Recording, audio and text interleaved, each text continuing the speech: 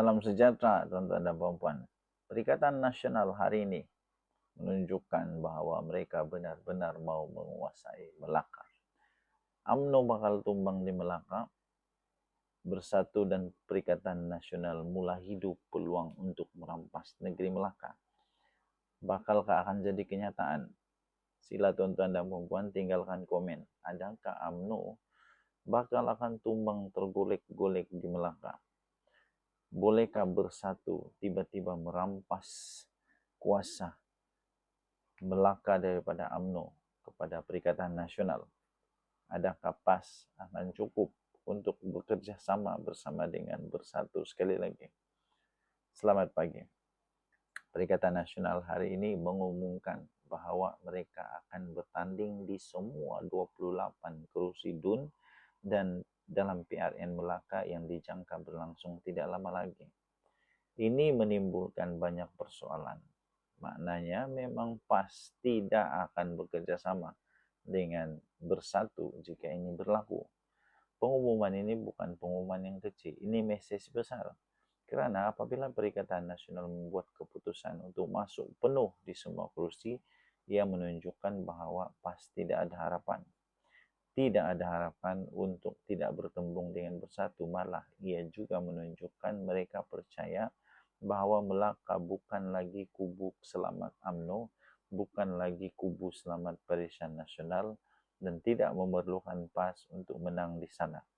Persoalan sekarang, adakah ini sekadar strategi biasa pilihan raya? Atau sebenarnya Perikatan Nasional sudah nampak peluang yang cukup real untuk merampas Melaka? Adakah ini juga penanda awal bahawa sebenarnya PAS tidak lagi menjadi sekutu kepada Perikatan Nasional? Adakah ini petanda awal bahawa memang Perikatan Nasional bersatu tidak lagi memerlukan dan memang sudah tidak lagi sebulu dengan PAS? Adakah ini menunjukkan bahawa mereka sebenarnya betul-betul sudah membuang PAS daripada buku kehidupan bersatu? Perikatan Nasional datang bukan sekadar untuk cukup syarat. Dalam kenyataan terbaru, Tan Sri Muhyiddin Yassin menegaskan bahawa Perikatan Nasional kini berada dalam keadaan yang cukup bersedia untuk menghadapi pilihan raya. Jentera sedang diperkukuh. Ketua bahagian sudah diminta untuk mencadangkan calon dan calon pula akan dipilih berdasarkan integriti, rekod kerja, pengalaman serta hubungan rapat dengan rakyat. Ini menunjukkan Perikatan Nasional mahu tampil lebih tersusun berbanding sebelum ini. Bukan hanya sekadar bertanding untuk jadi pembangkang yang kuat, tetapi bertanding dengan mindset mahu menang negeri. Dan apabila PN mahu bertanding semua 28 kerusi, itu menunjukkan keyakinan bahawa gelombang sokongan terhadap UMNO mungkin tidak lagi sekuat dahulu. Kenapa Melaka boleh jadi bahaya untuk UMNO pula? Kerana kalau kita lihat sekarang ini, politik Melaka hari ini, UMNO sebenarnya berdepan dengan beberapa cabaran yang besar. Pertama, adanya isu dalaman parti yang cukup parah. Walaupun struktur UMNO masih mempunyai struktur yang kuat, ramai pengundi muda sudah tidak lagi melihat UMNO sebagai pilihan yang otomatik. Kedua, faktor ekonomi dan kos hidup. Isu ini memberi kesan besar kepada mood pengundi. Dan ketiga, perubahan pola pengundian untuk pengundi-pengundi Melayu.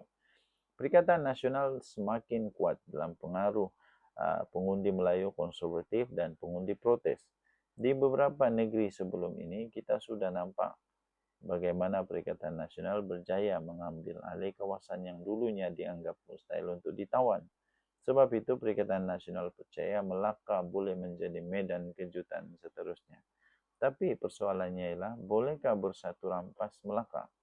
Namun kita juga perlu realistik. Melaka bukan negeri yang mudah untuk ditawan. UMNO masih mempunyai jentera akar umbi yang kuat, pengalaman yang panjang, dan pengaruh tempatan yang masih besar. Tambahan pula BN dan Pakatan Harapan kini telah pun bekerja sama. Ini menjadikan pertandingan lebih sukar untuk Perikatan Nasional. Tetapi politik hari ini sangat berbeza dengan 10 tahun yang lalu. Pengundi semakin cepat berubah. Sentimen boleh berubah dalam masa yang singkat. Dan jika berlaku perpecahan undi, adanya proses senyap, protes senyap atau gelombang pengundi atas pagar, tidak mustahil Perikatan Nasional mencapai kejutan besar. Muhyiddin sedang menghantar message yang besar. Apa yang Muhyiddin coba lakukan sekarang sebenarnya lebih besar daripada Melaka semata-mata.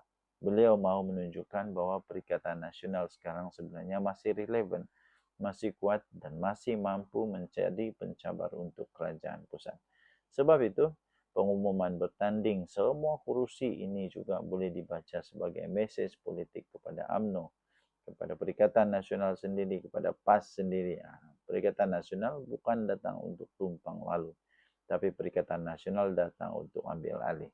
Dan kalau PN berjaya mencatat keputusan besar di Melaka, ia boleh memberi kesan psikologi besar kepada politik nasional menjelang PR yang akan datang. Kesimpulannya, tuan-tuan dan puan-puan, PRN Melaka pada kali ini mungkin jauh lebih panas daripada yang ramai menjangkakan. UMNO masih ada kekuatan, tetapi Perikatan Nasional nampaknya semakin yakin. Dan bila Muhyiddin Yassin sendiri mulai menggerakkan jentera secara agresif, itu tanda mereka mempunyai peluang sebenar. Persoalannya sekarang ini, tuan-tuan dan puan-puan, adakah UMNO masih cukup kuat untuk mempertahankan Melaka? Atau Perikatan Nasional dan bersatu bakal mencipta kejutan besar mereka? Adakah di sini adalah nokta terakhir di antara PAS dan bersatu? Adakah ini akan ada titik perpisahan di antara PAS dan bersatu? Tulis pandangan Anda di ruangan komen yang tersedia di bawah. Jangan lupa untuk like, subscribe, dan tekan lonceng untuk lebih banyak lagi analisis politik semasa. Kita jumpa lagi. Selamat pagi Malaysia. Bye-bye.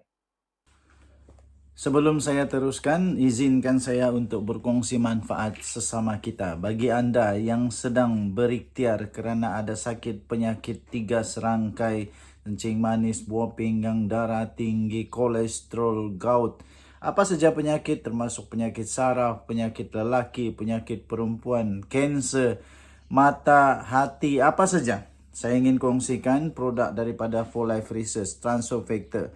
Produk ini adalah produk saintis yang boleh meningkatkan imun badan anda sehingga 437% kekuatan imun badan.